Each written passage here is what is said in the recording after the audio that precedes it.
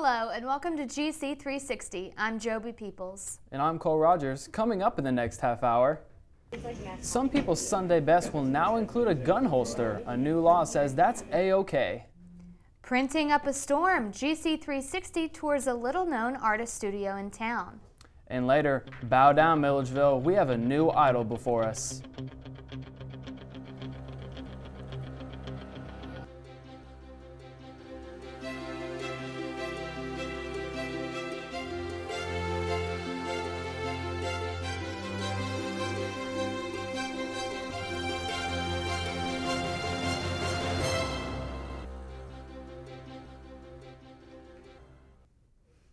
Those stories in a moment, but first, students and faculty huddled in stairwells and basements Monday morning after being alerted of a tornado warning at 9:34 a.m. The multimedia alerts that followed confused the community with conflicting end times for the warning. Some saying 10:15 and some saying 1 p.m. The all clear came at 10:13 a.m. with no damage reported. The right to bear arms just got a shot in the arm. A new Georgia law allows guns in places some people find shocking. GC360's Kenzie Morgan has more on how that law is working. Georgia's new gun law came into play on July 1st. The law allows anyone with a permit to carry a gun into a bar, restaurant, or even a church, unless people in charge put up a sign stating otherwise. It just opened up where people can carry guns, is all it did. And also, it also changed our ability to ask someone for a firearms permit. As long as someone doesn't have a felony or domestic violence conviction or pending case, Davis says getting a permit is as simple as applying at the probate court and getting fingerprinted. It takes as long as that background investigation takes through the probate court, which is a couple weeks. One gun shop employee thinks it's good that Georgians can take handguns where they please. You should be not many limitations at all on where you can have a handgun to defend yourself and your family. But the idea of allowing guns in bars is controversial, and some Milledgeville business owners aren't happy about the idea of patrons packing. If you get fueled by alcohol, you get a little braver, you get to talking a little more than you should talk, and it escalates. And if you just got your fist, you're just going to end up with a bruise or two. But if somebody's got a gun, you're going to put a hole in you, and 911 call, and an ambulance ride or a hearse ride. Owner of the Lemon Tree downtown, Shannon Stewart, believes in the right to bear arms. So does Jack and Darcy owner, Rachel Phillips. She says guns scare her, but she isn't telling people they can't have them in her shop. I know there are several businesses downtown that have already posted that they don't want people bringing firearms into their business. Although guns are now allowed in churches and bars, unless church officials or bar owners decided otherwise, they are still not allowed on college campuses. But the law has reduced penalties for violations on campus to a fine. And Major John Davis says people with gun permits can keep weapons in their cars. I think that the people who are allowed to possess firearms are not the ones shooting up schools. Davis believes that most gun owners with permits are responsible and not potential for mass murders. Police have no reports of shootings stemming from the new law. There are plenty of people, like I know a man who carries a gun everywhere he goes, and he would never hurt anyone unless it was imposing a danger to him or his family. And so I can definitely understand that aspect of it, like having a gun for protection. Does the new law provide a new measure of personal protection? Or is it an irresponsible and irrational extension of our gun culture? You can decide for yourself. This is Kenzie Morgan reporting for GC360. What can get hundreds of bobcats to dance for 12 hours straight? A good cause for kids, of course, and dance we will in just a few short months. But first, it was time to recruit, and GC360's Julia Ward was there to get the story.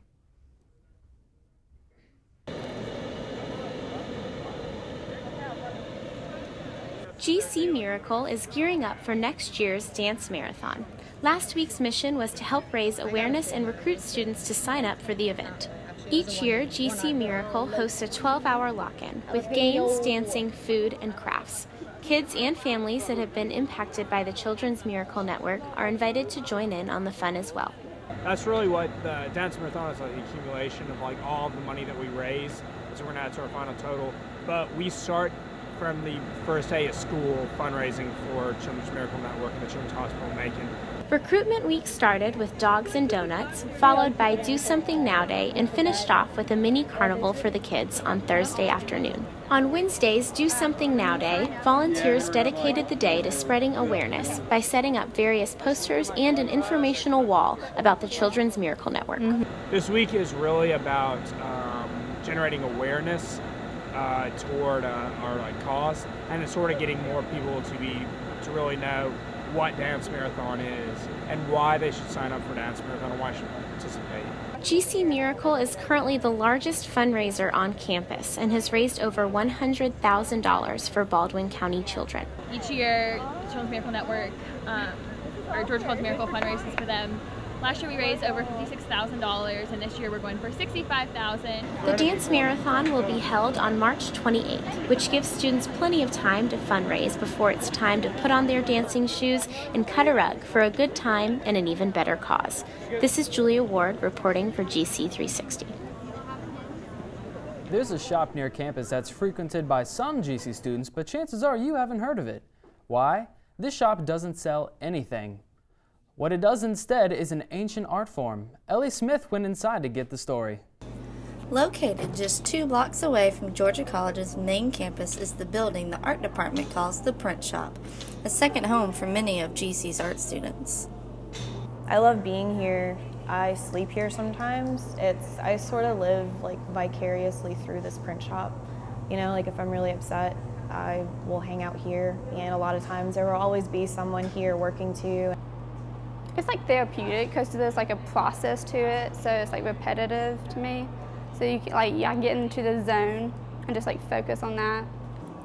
The art of printmaking is made up of a great number of different processes.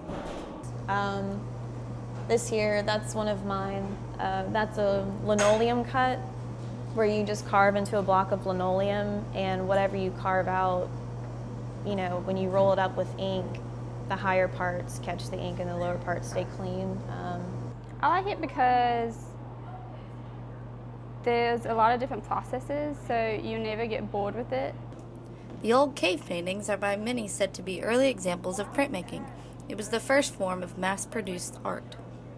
People are always like, well, you're an art major, what are you going to do with that? But that's kind of my thing, is just what am I not going to do with that? To me, everything is you can make brochures, you can, like I said, advertisement, billboards. To me, there's unlimited amount. The print shop may be a well-kept secret to non-art majors, but the result of some printmaking students' work is soon to be showed to the public. The new exhibition in Ennis Hall opens November 10th with art made by GC students. This is Ellie Smith reporting. Coming up after the break, Kaylin and Mackie have your entertainment news. And Milledgeville had no shortage of entertainment last weekend. Find out what annual showdown took the stage when we come back on GC360.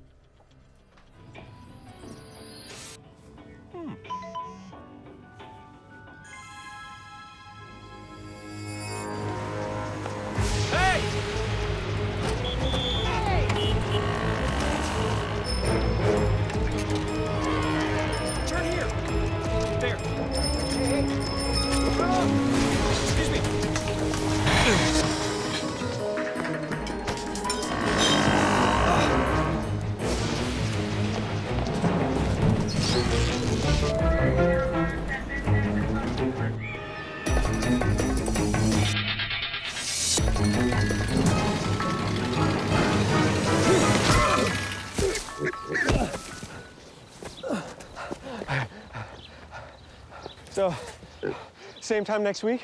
Well, of course. Put away a few bucks, feel like $1 million. For free tips to help you save, go to Feed the Pig. We finally bought a place. You seriously have enough saved to do that? We've been putting a little aside each month. So at the end of the month, we have nothing left to save. How is my account overdrawn? When it comes to financial stability, don't get left behind. Get tools and tips for saving at feedthepig.org.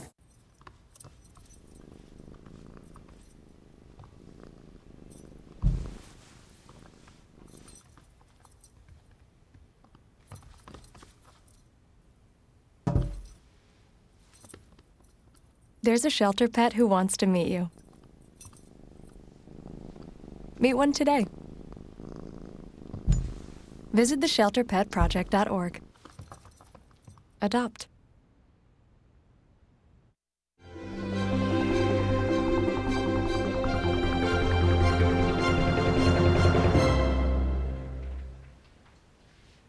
Welcome back to the show, Bobcats. Today we have a very special guest with us, Meredith Levan. Meredith is a Georgia College student, and she's also on the committee for Planning Sounds of the South. So Meredith, tell us a little bit about what goes into Planning Sounds of the South and how it's going this far. So my role, I am philanthropy chair with an organization called Students for Community Engagement, and we work to get involved with the community of Milledgeville and work with charities and philanthropies, but our major goal is to help preserve Central State Redevelopment Authority. And so we have been planning, and we're going to put on a big music festival in spring of 2015. We've started planning in September, so everyone be excited for an awesome weekend of music. And you said that's in the spring. Yes. It's a two-day event? 2 days, downtown Milledgeville. We just want to get the whole community and the whole school involved. Yeah, so it's been a long time planning for this. Yes, this is our 4th year. Oh, awesome. Fourth I didn't annual. realize Yes. It's been going on that long. Yeah. Since we were freshmen. Yeah, that's very exciting. Where does kind of the main concert happen? Like, where does it happen? It is a bunch of bars downtown. Okay. You know, just we will be able to have that announcement in a couple of weeks. Oh, Look, so it's a secret right keep now. updated for January when we make our huge announcement. Yay! Something to look forward to. All right. Well, thank you so much, Meredith, Absolutely. for coming in. We really appreciate it. Anytime. Now back to Joby. All right, Bobcats.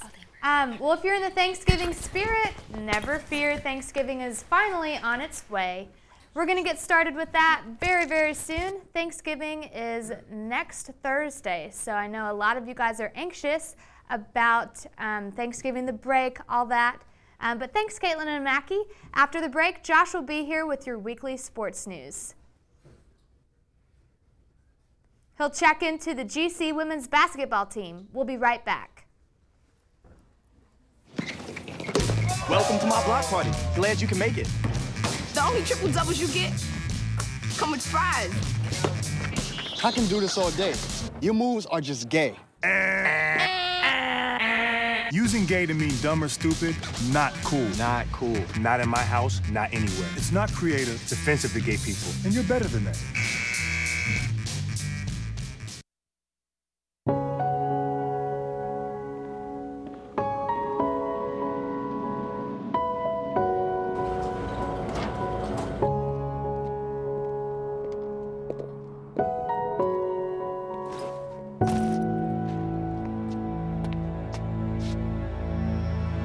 Well, come on, man.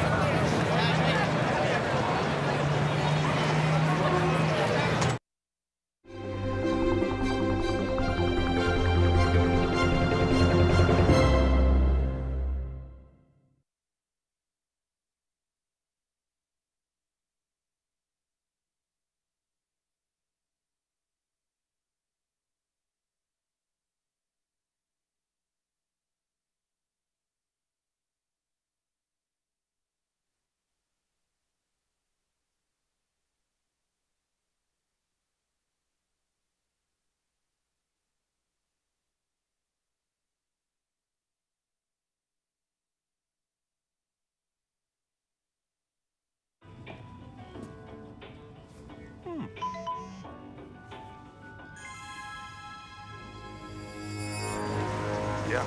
Hey! Hey, my man. Turn here. There. Excuse me.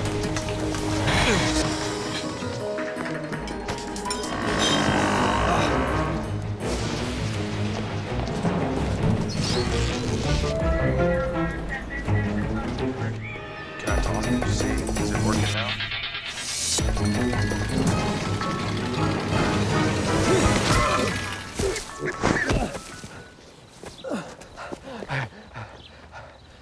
So, same time next week? Well, of course. Put away a few bucks, feel like $1,000,000. For free tips to help you save, go to Feed the Pig. We finally bought a place. You seriously have enough saved to do that? We've been putting a little aside each month. So at the end of the month, we have nothing left to save. How is my account overdrawn? When it comes to financial stability, don't get left behind. Get tools and tips for saving at feedthepig.org.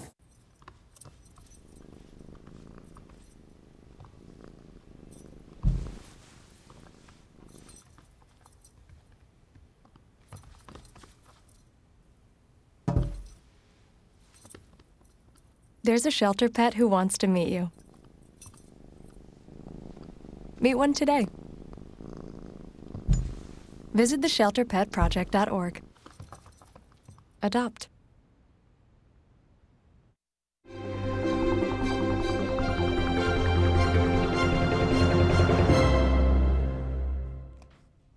Hey, we just want to take a second and apologize for the technical difficulties.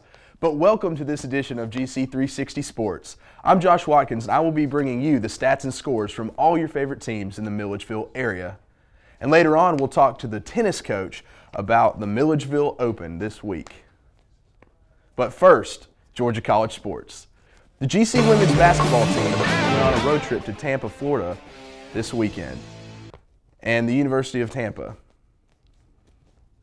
In their first matchup against Florida Southern, the Bobcats played a close game, losing 75-77. There were 18 lead changes in the game, and the Bobcats led by as many as 7, but they could not finish the deal as the Mocs came out on top. In the second contest, the Bobcats lost 60-38 to the frontrunners for the Sunshine State Conference in the University of Tampa Spartans. In other Georgia College sports news, the men's basketball team and their first-year head coach Mark Gaines opened their regular season against a pair of non-conference foes in Queens College and Emmanuel College.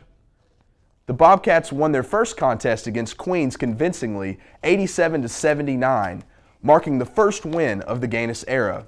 The team continued their success against Emmanuel, winning a nail-biter 64-62. Junior guard Terrell Harris led the team in scoring with 22 points, none more important than the final two.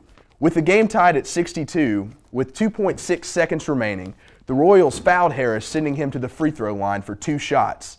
Harris made both free throws, giving the Bobcats the victory. The men's team remains undefeated on the year and will play Albany State Wednesday on the road. The Intercollegiate Tennis Association released the 2014 and 2015 Men's Division II national rankings this week. They ranked Georgia College number 22 overall. The team will be led by junior Yannick Haas, who earned the 22nd spot on the national singles list. And now it's time for the moment you've all been waiting for, the announcement of this week's Stellar Standout.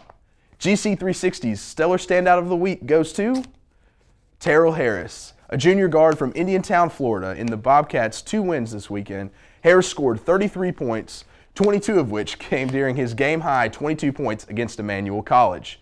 Congratulations, Terrell, on being this week's Stellar Standout. And I'm here with a special treat, the tennis coach, Mr. Coach Barsby. How you doing? Doing very well. Do I call you by your real name, Josh, or do I go with the nickname Spare Rib Spare today? Rib. Spare Rib is our joke in sports information. Well, let's talk about the Milledgeville Open. I understand you've got a big event coming up this weekend. Could you tell us a little bit about it? Yeah, this is probably the 12th or 13th year we've done it. We give all the money to Make-A-Wish. Last year we raised $5,000, which was nice. Next year, or this, we're going for eight grants a wish. That's what they estimate a wish cost, so that's what we're trying to raise this weekend. Have a bunch of kids come out, a bunch of local players, a lot of fun, raise money. So can anybody join, or is it just a couple? Anybody can play, whether you bought a racket yesterday or 15 years ago. We got divisions for every level, kids, adults. We always say it's from 3 to 103. So why did you guys decide to put this on? Is it for Make-A-Wish or? Well, we've done it for about 13 years. We've partnered with Toys for Tots. We've partnered with a few other organizations, Special Olympics. And then with Mark Gaines, his son Abe, going through all his stuff and with leukemia and all that, we decided he got granted a wish, and it added sort of a personal touch to it. So the little Abe came and spoke to our team, and they decided we wanted to do it for Make-A-Wish. So we've been doing that for about 3 years now. That's great. I understand your tennis team In other news, is ranked number 22 now. The men's team, and I also understand the women's team is, I think, 26th by the ITA. So what does that mean for expectations for your team going forward? Well, our expectations every year to be in the national rankings. When we sign them and they come in here, our goal is to be ranked in the country and get to the NCAA tournament. They know that coming in. So you guys in sports information and my players know a lot more about the rankings than I do. It's there. We look at it as if we work hard, that'll just happen towards the end. Well, thanks, Coach, and best of luck on your upcoming season and the Milledgeville Open. Thanks, man. Yeah, no problem. All right, Bobcats, that's it for your weekly sports news here on GC360. Joby, back to you. Thanks, Josh. When we come back, find out who the new Milledgeville Idol is. And the GC Theater lights up the stage again, this time with an emotional Pulitzer Prize winner. Stay with us. In 1977, in Johannesburg, South Africa, an 8-year-old boy picked up the game of golf from his father. By the age of 9, he was already outplaying him. The odds of this gentle lad winning the Junior World Golf Championships at the age of 14, 1 in 16 million. The odds of that same boy then making it to the US and European Pro Golf Tours, 1 in 7 million. The odds of the Big Easy winning the Open Championship once and the US Open Championship twice, 1 in 780 million. The odds of this professional golfer having a child diagnosed with autism? 1 in 88. Ernie Els encourages you to learn more at autismspeaks.org/signs. Early diagnosis can make a lifetime of difference.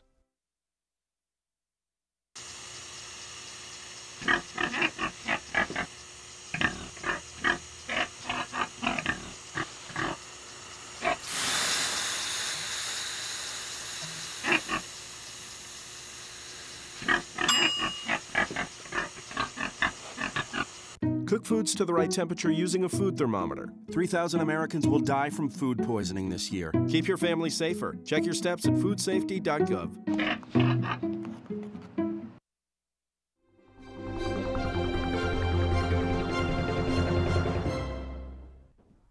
Milledgeville doesn't need Ryan Seacrest to have a rock and singing competition. Milledgeville Idol took the stage last weekend, and with this year's 80s theme, the rockin' was plentiful. GC360's Kinsey Morgan has the story.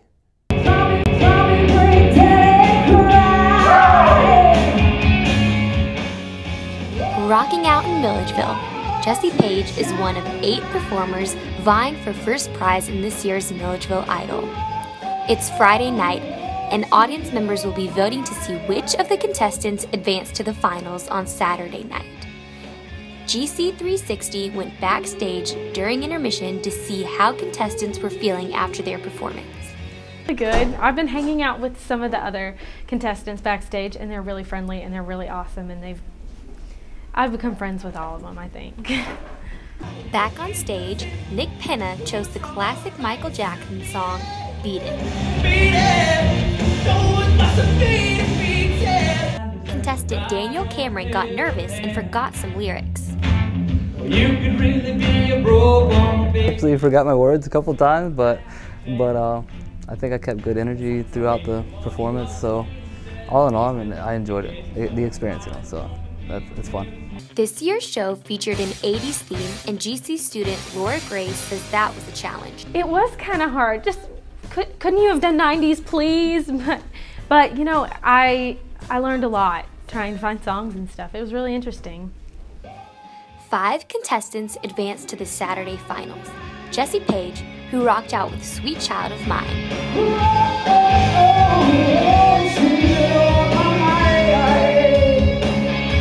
Shay Aycock, who sang I Will Always Love You.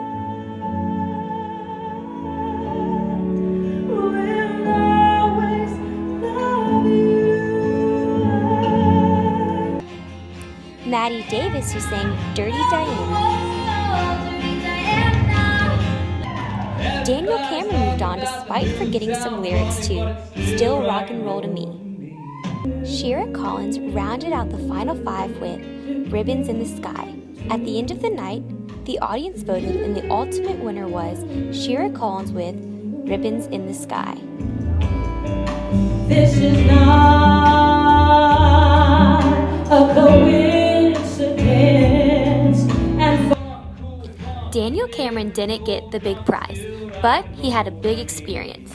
I didn't get that chance when I was a kid. You know, even though I sang since I was young, I didn't get to do this kind of stuff, you know, so I wanted to really try to get my kids out there and into it, and they had a great time. They seemed like they really enjoyed it, and the judges liked it, so it's good for me. And good for the audience, too. This is Kenzie Morgan reporting for GC360.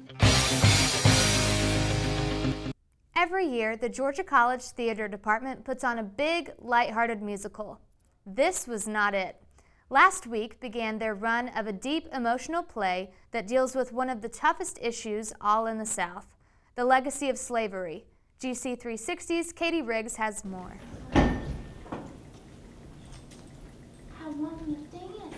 If your ancestors were slaves, how would you deal with your past? That is the central question posed by the Pulitzer Prize-winning play, The Piano Lesson, which is being staged this week at Georgia College. The theater department is performing August Wilson's drama through November 22nd. We were there on opening night. Set in Pittsburgh during the 1930s, this play is about an African-American family of slave descendants. The piano symbolizes their struggle to deal with their past. The main characters, Willie and Bernice, butt heads over whether the family's treasured piano should be sold. The play tells us a meaningful message about the importance of holding on to family heritage. I think it's not so much about the legacy, but about what you do with it. This message is what inspired lead actress Ashley McGalthery to get involved. I realized that this was actually a really important show that I needed to be doing. By callbacks, I was in it. Well, not casted, but I really wanted to be in it. My heart was in it, so. The actors became deeply connected to their characters throughout the process. I think she's actually a very important character to me. She's become close to my heart. She's become a part of me, so. Yeah, I always have that problem. I always bring something with me from the characters. And in this case, it's the way Boy Willie talks and the rhythm that he talks, so. Music played a large role in the show as well, seeing as the precious piano was the center of all conflict.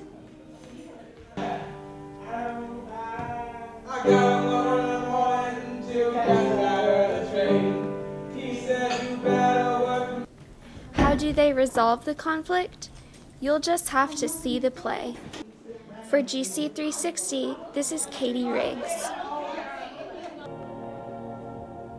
The buildings we live and learn at Georgia College have peculiar sounding names, but they didn't come out of thin air.